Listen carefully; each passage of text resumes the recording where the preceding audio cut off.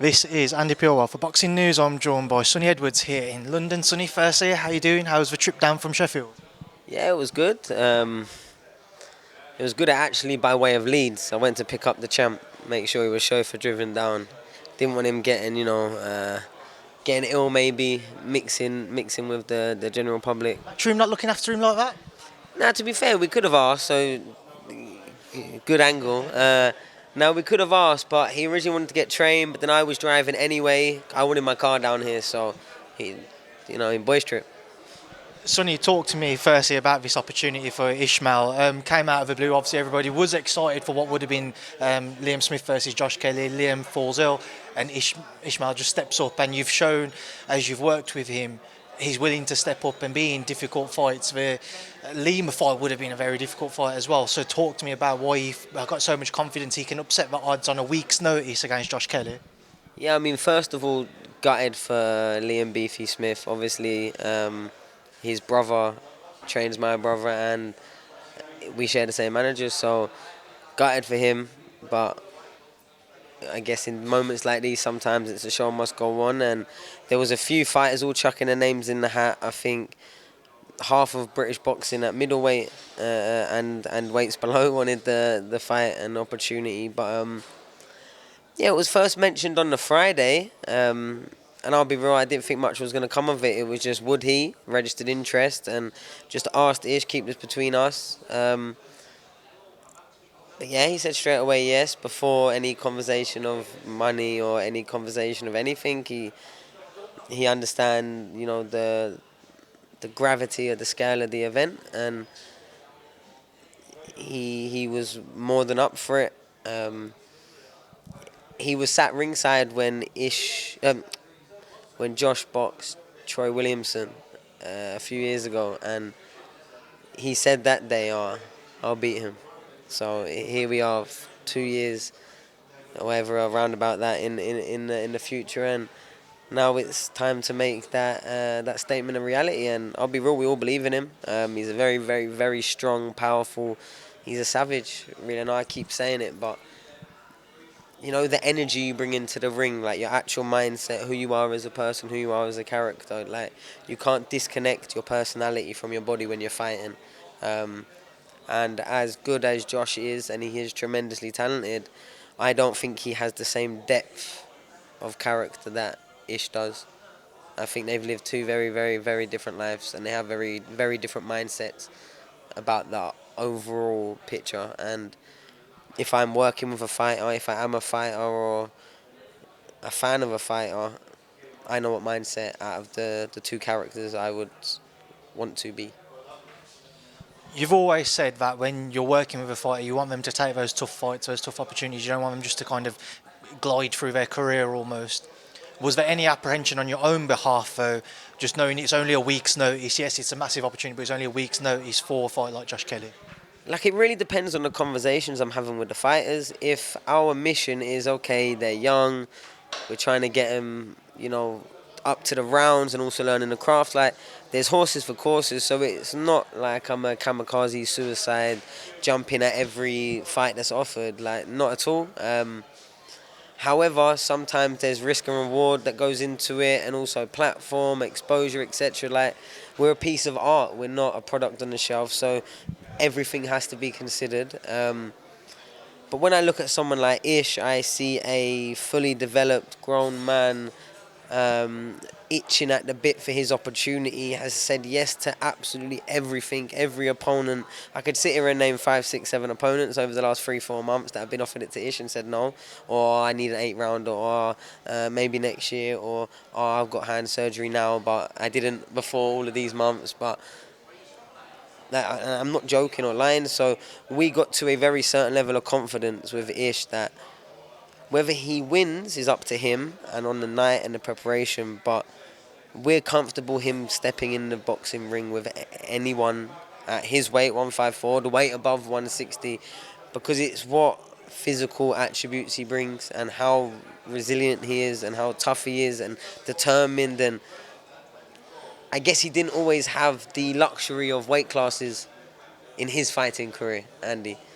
So getting in the ring with gloves on to him, like, he's not someone that gets scared. Like, the fear of it is non-existent. Where other fighters, it's always, oh, you've been offered this, but we could still get an easier fight over here, or we don't like that fight, we don't want to lose our yet. Like, I'll be real, any fighter that I work with, it's win, lose or draw. We're a team. Sometimes the best boxing careers can be founded around the loss or something popping up when it weren't expected to, or taking a last minute fight. Like, that can really make or break careers. And I think for me, as long as you apply yourself, as long as you try and compound what you're doing every single day, whether you're posting a little bit more, doing an interview, whether you're speaking to the fans, whether you're putting yourself in a corner, or just trying to do a little bit more each time, you will put enough pennies in your pot where you'll have a good career. Now, not everyone can have an AJ career. That's like a once in a generation type. But I'll be real, if you're a certain level good boxer and you can capture some attention, you're going to have a good career. And whatever you can make it with your wins, losses and draws is what you make it. It's not on no one else. But you can only win the lottery by buying a ticket. And Ish is not scared of no one, especially not Josh Kelly. I think, to us, it was a no-brainer. To me, Usman Lima was physically a harder fight than Josh Kelly. Now, Josh Kelly technically is a harder fight than Lima, but physically that was going to be a 10-round war. And for no real credit, we've not seen this kid really before, so we expected him to win, etc. Now he's in here with no pressure. He's at a weight above himself, but that he will do comfortably and strong, and that allowed him to do it at 6 days' notice against someone that was asking for 157 in the build-up to the Liam Smith fight, so I heard. So he's not, in his mind, a fully fledged middleweight. So it's perfect. I mean, Ish's last win against Troy, who's also Josh's best win, in my opinion. I don't think there's an argument. Ish weighed in at 153.9 or whatever it was, and Troy weighed in at just under 159. So Troy was a middleweight. You know what I mean? He was 1 pound under the middleweight limit. 4 pounds, 5 pounds over what he was supposed to be. And Ish made weight, no complaints really, still made the fight, won the fight, and now he's in just at the weight that his opponent was allowed to get in the way last time. So no stress for Ish. If anything, it's just like Christmas coming a bit sooner, and much, like Ish was already excited to be on Cattle Progress, big cards getting there, his name being on the main part of the posters now, etc. This is a whole different league and a whole different level, and yeah, he's nothing but excited. How do you help him to try and kind of not manage expectations, but it's Wembley Stadium. Granted, when Ish is fighting, you won't have the 96,000 fans in. Obviously, they come in as the card progresses, but there'll be a large chunk of fans in there early on. How do you kind of manage his own mindset when he's walking to the ring, when he has X amount of fans in there, like all eyes on him? Are you having this conversation about how to manage and deal with kind of the pressures that's going to come on fight night? Yeah, I mean, we're focused and we're focusing on the fight. We're focusing on what happens when the bell goes. But obviously there has been some conversations. But I'd be sat here barefaced lying if I told you that I weren't getting excited about this whole process. Very early on in my management career, I'm sort of being involved in fights that are, big fights, big purses, big events, etc., and big stakes. So it's a buzz for the whole team, really. But we're level-headed people. We take it all in our stride because we believe we deserve to be here. We've put the work in, we put the years in.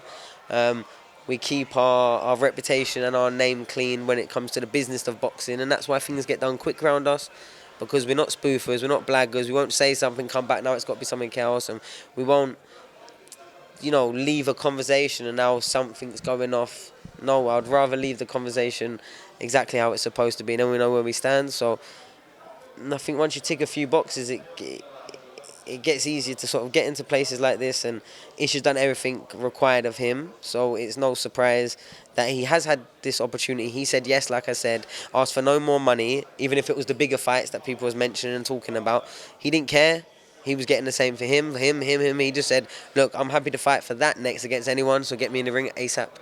That was the only thing we was talking about. So, Ish is excited to be here, but at the same time, he's very much taking it in his stride, and I have no real worries about the event or magnitude getting to him because he's fought his whole life to be here. So the gratitude is very, very high. And he has no pressure. He has no doubts going into this. Now, I think that more relies on his opponent, because talking about your levels above everyone, well, let's see the levels. Let's see how many levels, because if you don't absolutely trance him after how you've been talking, then it will just not trancing him after you've been talking about levels so much. So we'll see how the fight goes, but we're really confident. Like, we're not here to make up the numbers. We're not here just to cash out at all. Now, regardless of what happens, we will be aggressively supporting and rallying around the Ish the same way. It doesn't matter. That's why our team's different. Like, we don't go, oh, maybe it didn't go our way that time, but his career is looking a bit of embarrassing, let's part ways, like some people out here in boxing do. Not at all. We're a team. We're more like family. So, yeah, anything from this point onwards, regardless, we'll be making the best of the situation we have now. But I'll be real, if you ask me, if we're not in the winning change room on Saturday, I'll be disappointed, because that's what I'm expecting. What does Ishmael Davies have to do to make sure you guys are going back to a winning dressing room on Saturday night? He just can't let Josh get comfortable. Josh has shown numerous times in his career that when the hard stuff starts in certain parts of certain fights, that he's susceptible to go missing a bit and stop throwing, get gun shy, overthink, panic a bit, try and foul. Like, I know Josh very well. I know Adam as well. And I get on with them. They're good guys, but this is boxing. This is like you're asking a football manager how his team is setting up. It's not personal. We need to make the fight hard for Josh. And not just following around, pressure, trying to get our bodies as close as possible, making him think, making him work when he doesn't want to, making him panic, making him rush. Out of the two engines, I know who I'm putting the house on, honestly. And out of the hearts, I know who I'm putting the house on, honestly. And I really believe in Ish, and I think as long as within the first 4, 5, 6 rounds, Josh has been working hard, I think it's our fight to win all over. Really, I do. I think the only thing we can't let him do is get in like a rhythm of 60, 70, 80% where he can maintain it for at least 90, 80, 70% of the fight and still be winning those rounds. As long as we can avoid that, I don't see how Josh wins. Sonny, obviously, just with Ish, there was obviously a lot of talk about him fighting a campmate of yours, Mr. Junaid Bostan. Where did, obviously, we saw that a deal had been agreed, was going to take place in a matchroom show, obviously beyond the Usman Lima fight. How did you find that situation? Was it a bit of an awkward one? Because obviously you know both men well, you're training with Junaid, but obviously you're managing Ish. What do you make of it? Is it a fight which we see at some point further down the line now? I'm in the business of Ish. Obviously, there was an unexpected board circular that announced, but I'll be real, smoke and mirrors, fake news, nothing's agreed on that fight. Sorry if anyone gets upset me saying that. Nothing was agreed.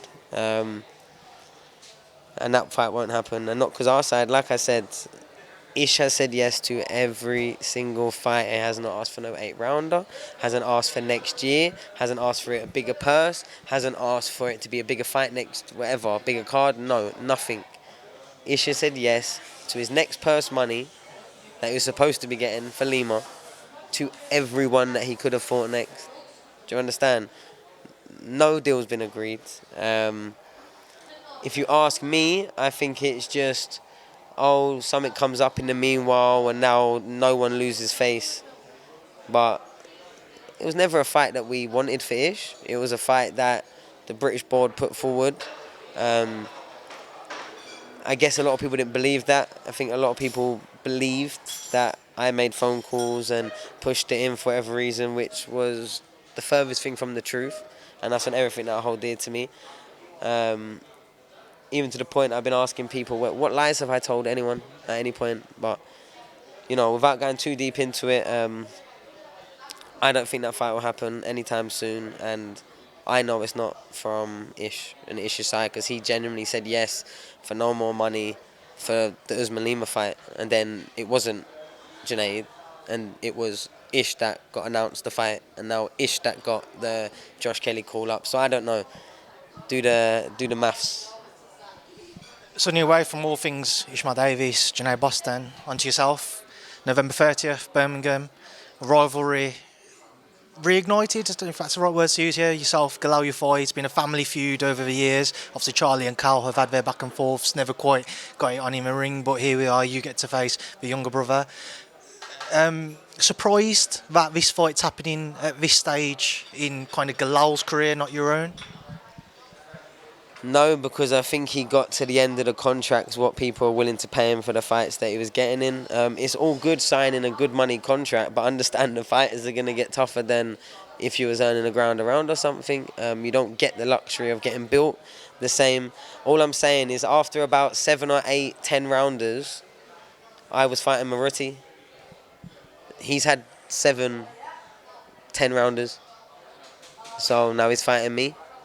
Do you know what I mean? It's not really much further than what I've got. Okay, I got a couple of 6 rounders and a couple of 4 rounders on top of that before against people that weren't really there to beat me. So he's older than me. He's 3 years older. So no, I'm not surprised. But I think it was more contractually. I know they didn't want to fight. They can pretend that it was an easy decision for them, but we know it wasn't.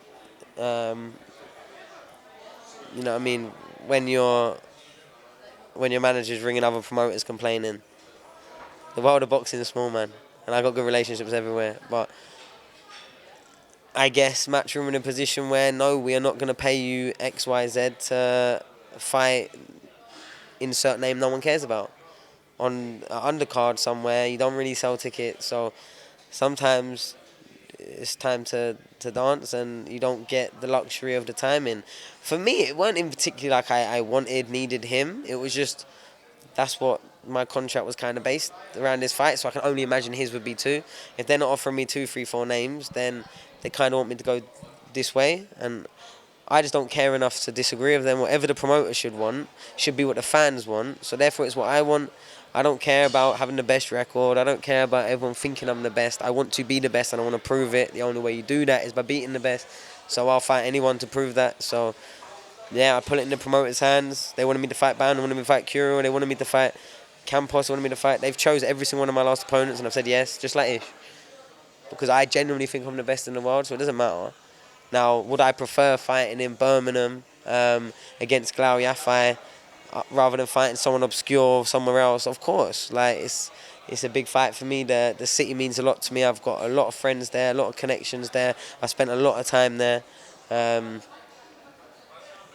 So yeah, it's no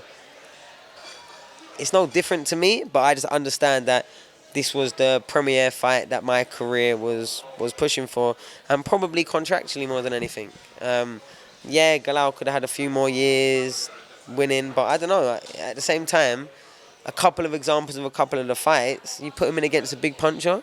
I've been against some big punchers. They would never have put him in against Alvarado. Never. Not in a million years. There's a lot of fights that I had that they wouldn't have put him in with. Not in a million years. They could have easily just hand-picked all my past opponents, but they didn't. You know what I mean? So, but I do like Galal. I actually really like Galal. I think he's a genuine guy. I spent a lot of time with him, was on GB together, was amateur rivals.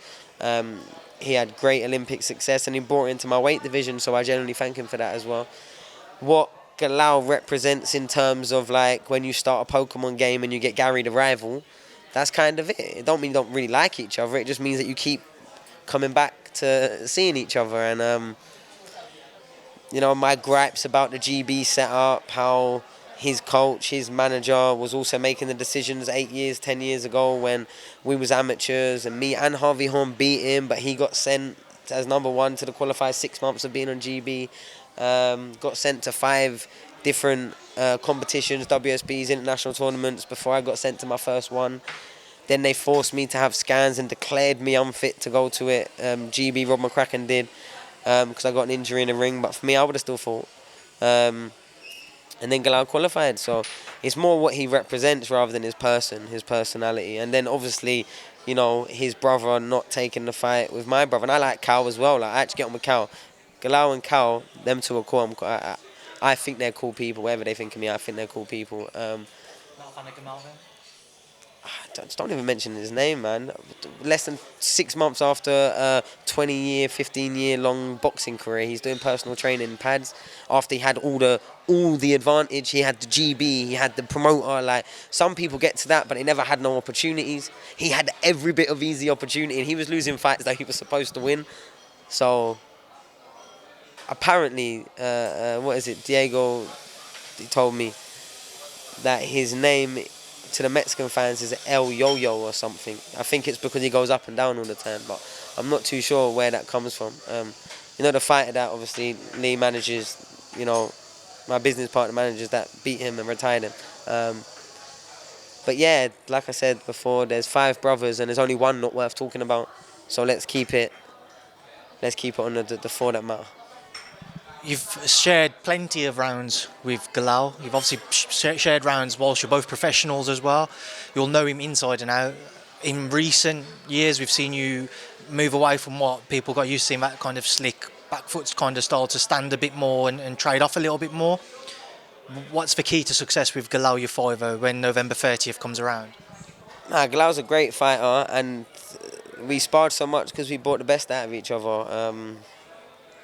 Galal was probably one of the first people and amateurs that when I sparred, apart from just watching me school someone, they started seeing me have tear-ups, because I got quite comfortable in the tear-up, but also I knew that's what I had to do against Galal, because if I kept trying to just skim, he's very good at certain things. So yeah, I rate Galal, and I'm genuinely excited about how we come together and fight. Obviously I want to win, obviously I believe I'm going to win, obviously everything's built around me winning, but I love boxing enough where I just love being involved in a fight, first and foremost. And, sharing the stage of someone that's kind of, been running alongside me now for years and years. Like, it's almost quite surreal that we've done it from the ABAs.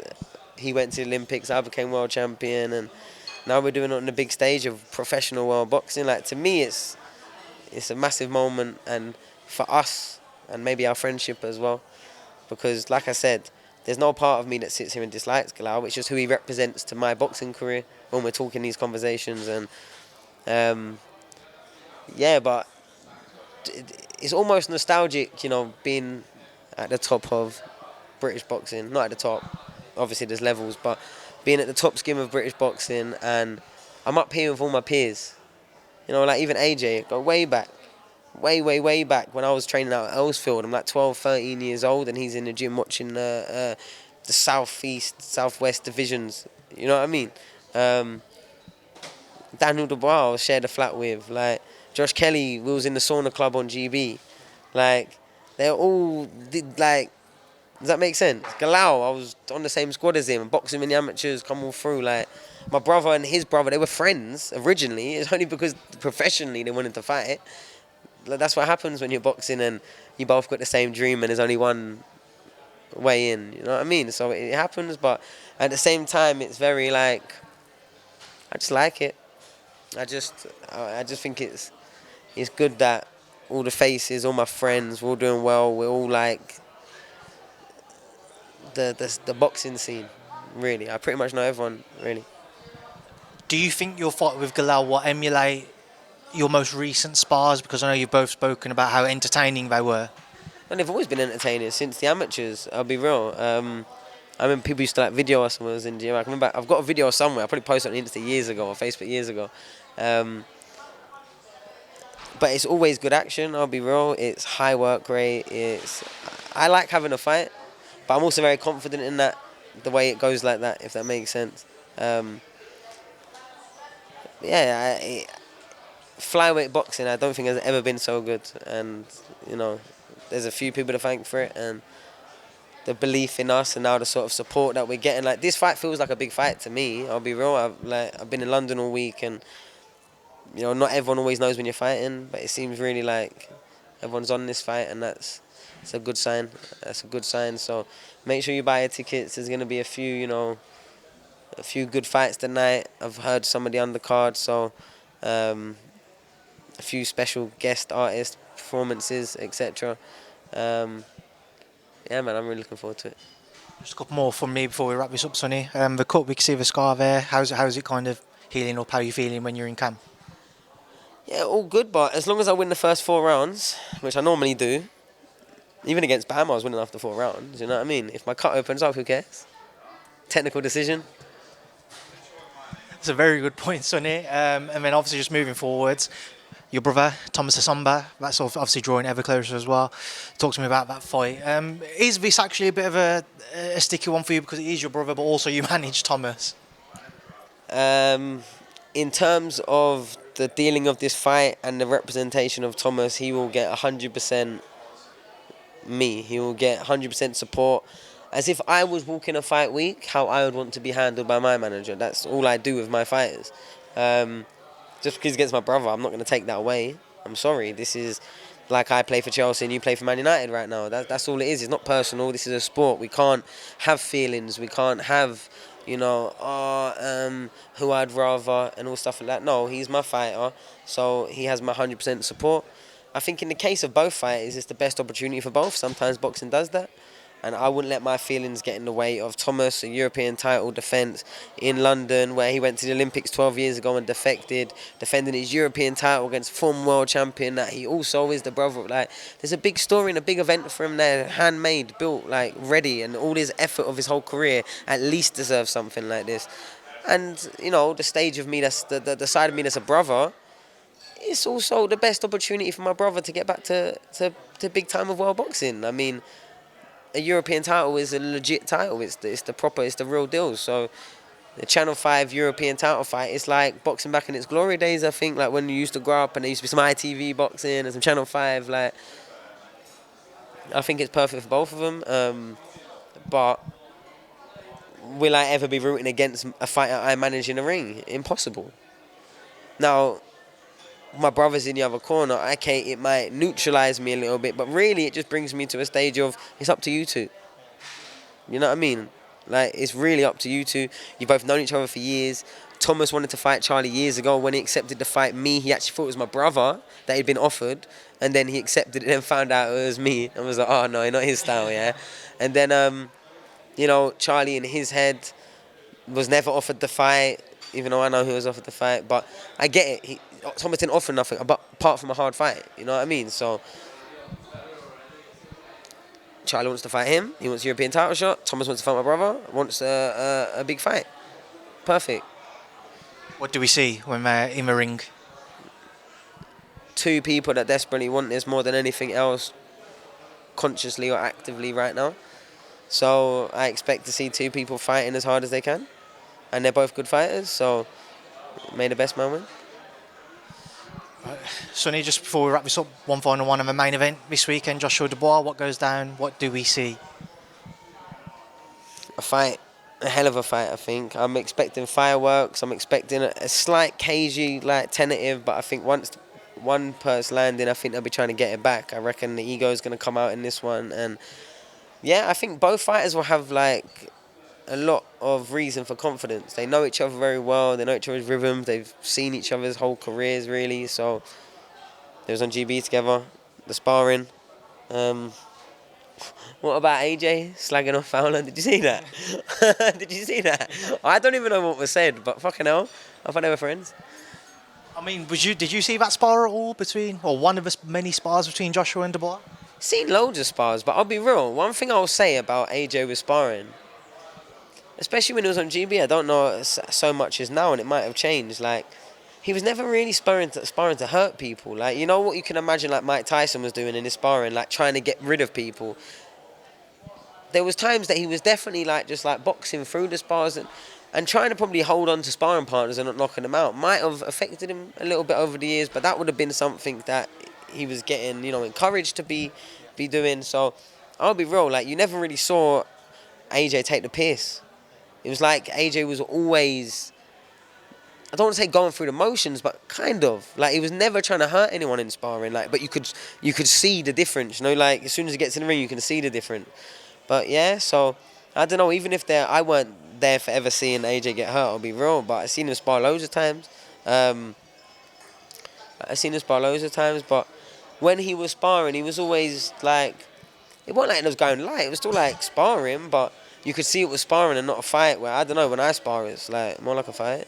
You know what I mean? But I'm not really worried about my opponent not getting through the spar. You know what I mean? So Sonny, I appreciate your time. Leaving obviously go catch up with the team before the ceremonial weigh-in later on. Good luck with the rest of camp. Good luck tomorrow night, and thanks for speaking to me in Boxing News. Thank you for your time.